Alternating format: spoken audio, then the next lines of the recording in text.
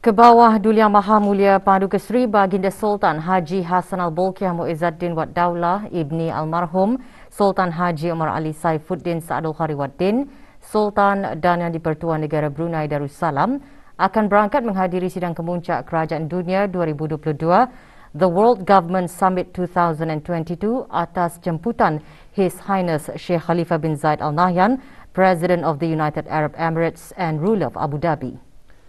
Ke bawah Duli Yang Maha Mulia juga dijangka akan mengurniakan titah ucap tama keynote semasa sidang kemuncak berkenaan dan berangkat melawat Expo 2020 Dubai. Sidang kemuncak berkenaan yang merupakan edisi kali ke-8 dan membawa tema membentuk masa depan kerajaan, Shaping the Future of Governments, berfungsi sebagai platform pemimpin terkemuka, pencetus idea dan pakar sosial, kewangan dan ekonomi berkumpul untuk bertukar-tukar pendapat yang menyumbang kepada pembangunan kemudahan, dasar dan reka bentuk dalam membentuk kerajaan pada masa hadapan. Expo 2020 Dubai merupakan salah satu expo pameran terbesar di arena antarabangsa dengan tema Connecting Minds, Creating the Future dan 3 subtema Opportunity, Mobility and Sustainability. Pavilion Negara Brunei Darussalam menyertai Expo 2020 Dubai di bawah tema Brunei Darussalam 2035 Bridging to the Future bertujuan sebagai platform untuk meneroka perkongsian dan kerjasama, mempromosikan destinasi pelancongan, mempromosikan peluang perniagaan dan memberi peluang kepada syarikat tempatan untuk meningkatkan kehadiran pasaran dan saluran pengedaran mereka di luar negara.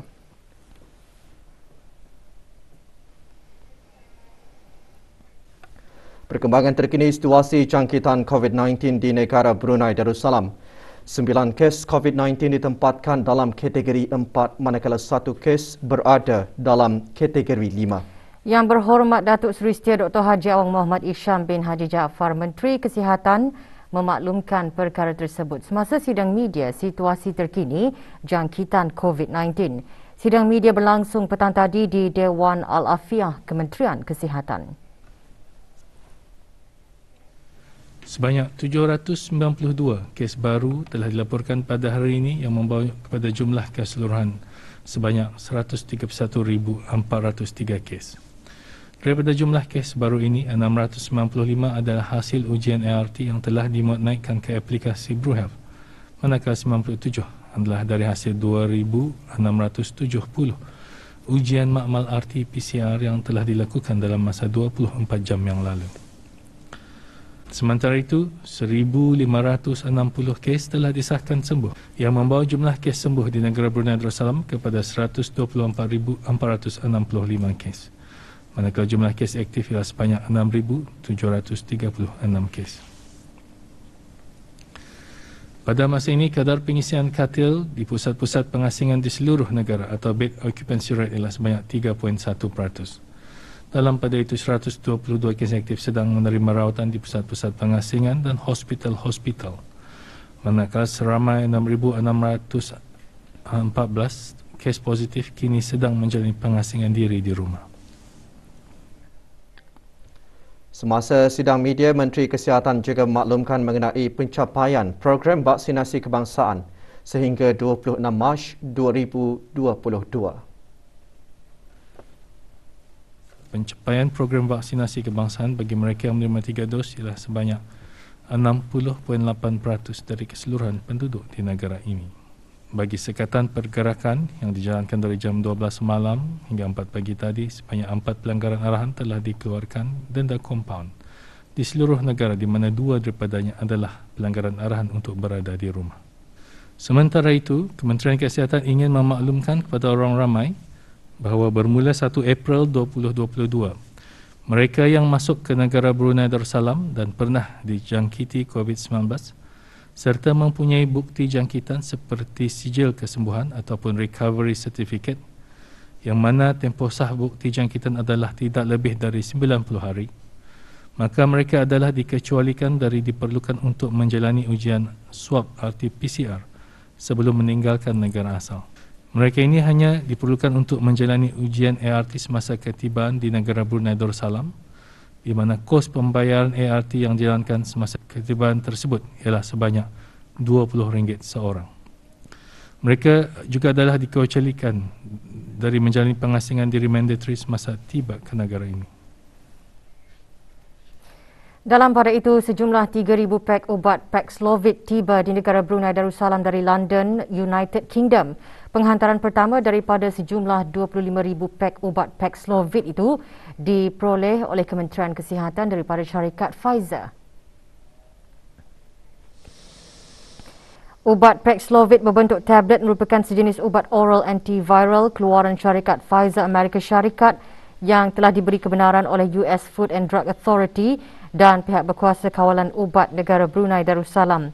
Ubat berkenaan berfungsi untuk menyekat sistem replikasi virus. Para pesakit COVID-19 yang dikategorikan berisiko tinggi akan diberikan keutamaan untuk rawatan bagi mengurangkan risiko mendapat simptom COVID-19 yang teruk.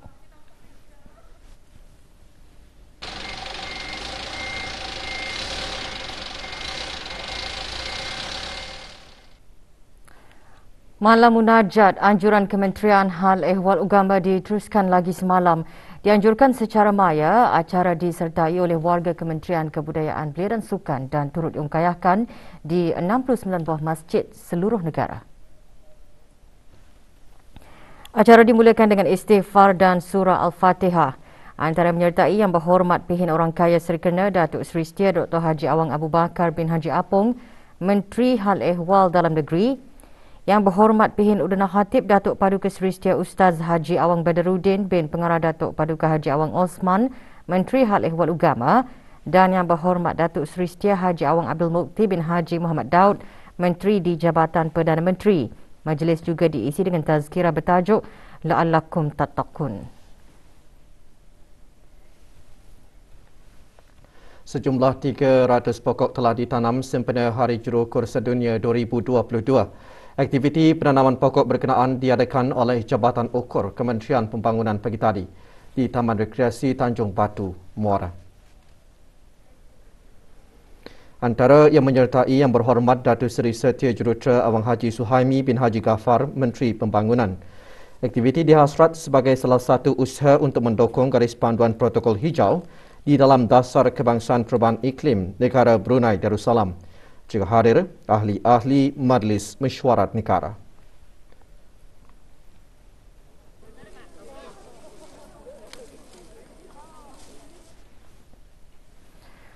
Bersempena ulang tahun ke-50 Champion Syarikat Minyak Brunei Shell Senar Berhad BSP mengadakan majlis doa kesyukuran. Majlis diadakan di Masjid As-Salihin. Hadir Datuk Seri Paduka Awang Haji Mat Satejo bin Sokiau, Timbalan Menteri Tenaga.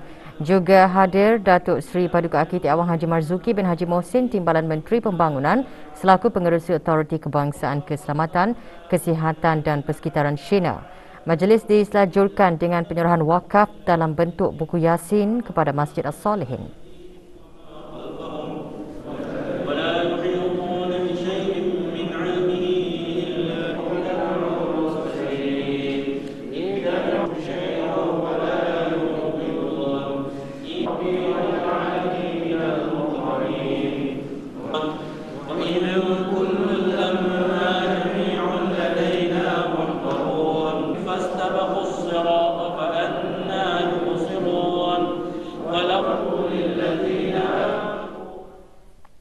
Bagi menzahirkan rasa mahabbah terhadap golongan yang memerlukan dan persiapan menyambut bulan Ramadan. Pagi tadi berlangsung majlis penyerahan bantuan program Ziarah Mahabbah ke-7.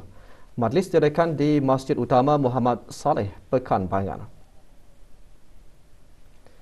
Terdahulu tazkirah bertajuk Membahagiakan Hati Orang Lain dengan Rezeki Kita Ni telah disampaikan oleh Dr. Razali bin Madzain, Pensyarah Fakulti Ekonomi dan Kewangan Islam, Universiti Islam Sultan Sharif Ali, UNISA.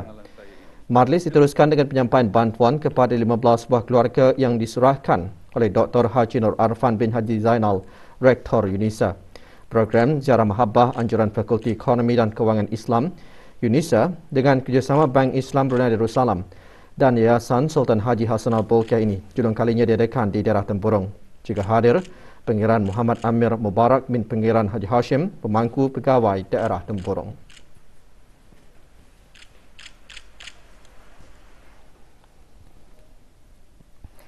Sebuah wakaf pondok kubur hasil derma penduduk Kampung Jerudong dan para penderma telah dirasmikan pagi tadi. Majlis perasmian pondok kubur diadakan di Tanah Perkuburan Islam Pulau Muda Mejawa, Kampung Jerudong B. Perasmiannya disempurnakan oleh Awang Misli bin Haji Abdul Karim, Pegawai Daerah Brunei dan Muara. Majlis diteruskan dengan aktiviti bergotong royong membersihkan tanah perkuburan yang disertai lebih 50 orang yang terdiri daripada ahli-ahli majlis perundingan Kampung Jerudong B, warisan dan ahli keluarga waris.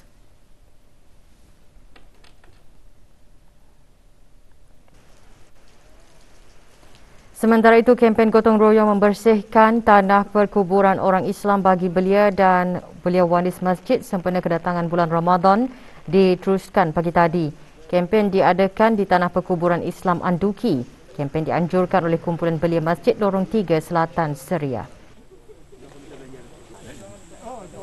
Kempen gotong royong membersihkan tanah perkuburan orang Islam bagi belia dan belia waris masjid juga diadakan di daerah Tutong. Kempen disertai oleh kumpulan belia Masjid Pengiran Muda Abdul Wakil Kiudang itu diadakan di Tanah Perkuburan Islam Pangkalan Mau, Mukim Kiudang, Tutong.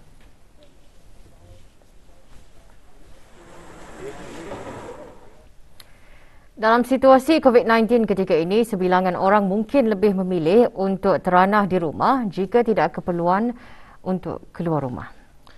Peluang tersebut akan dimanfaatkan sebaiknya untuk melakukan aktiviti-aktiviti berfaedah bagi meratkan lagi silaturahim dalam kalangan ahli keluarga. Azizi Ahmad ada laporannya.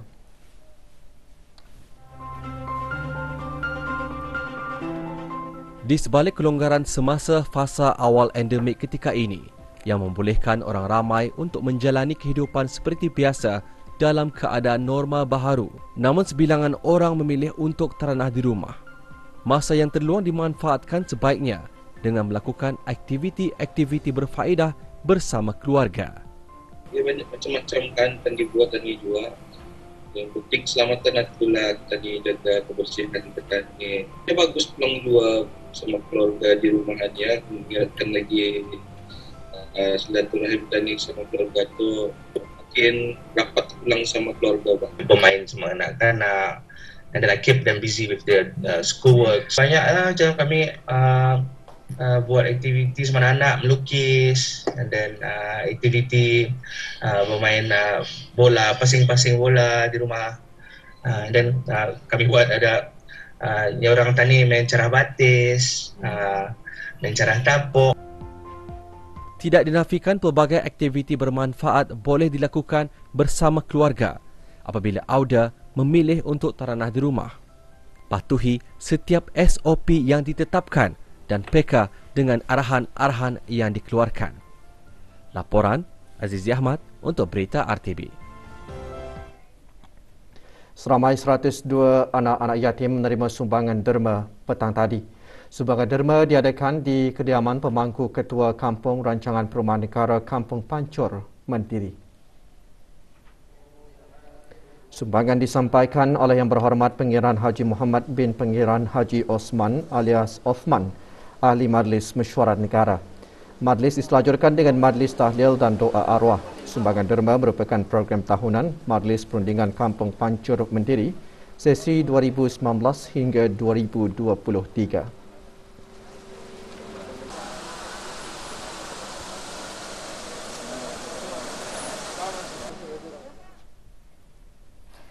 Hampir 60 warga emas kurang berkemampuan yang dikenal pasti dari beberapa buah mukim di daerah Tutong menerima sumbangan melalui projek Impak Ubaya-Ubaya.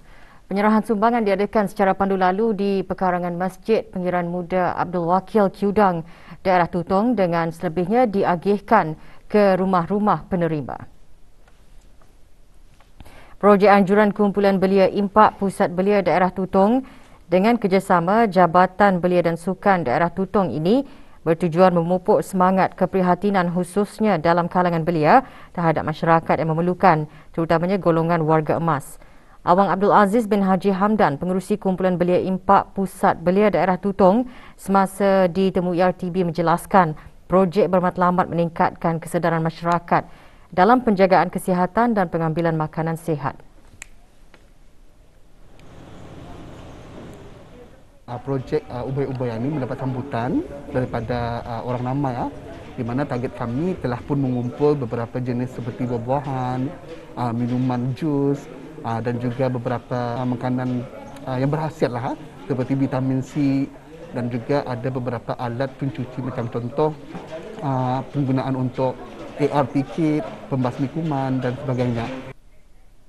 Bagi meringankan dan membantu keperluan menjelang bulan Ramadan yang mubarak, Persatuan Orang Kurang Pendengaran Kebangsaan pagi tadi menyerahkan sumbangan kepada ahli-ahlinya secara pandu lalu di Kampung Jaya Bakti Perpindahan Berakas. Seramai 252 ahli persatuan berkenaan menerima sumbangan berupa makanan asasi. Sumbangan diperoleh melalui tabung persatuan tersebut dan ibu bapa para ahli persatuan. Majlis merupakan tahun kedua diadakan yang bertujuan memberi pendedahan kepada para ahli untuk membuat kegiatan berkebajikan. Sumbangan secara pandu lalu dilaksanakan sebagai langkah berjaga-jaga di fasa awal endemik.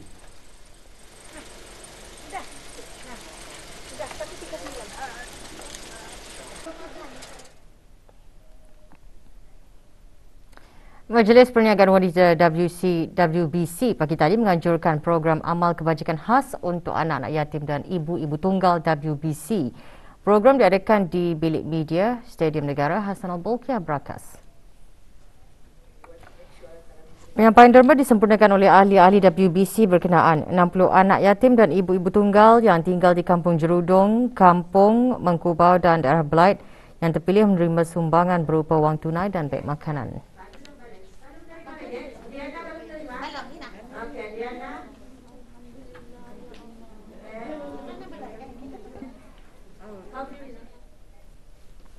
Berita sukan malam ini kita mulakan dengan perkembangan perlawanan persahabatan antara skuad kebangsaan negara Brunei Darussalam dan Laos yang masih lagi berlangsung ketika ini. Keputusan semasa perlawanan skuad negara Brunei Darussalam ketinggalan 1-3 kepada Laos. Perlawanan berlangsung di Stadium Kebangsaan Laos.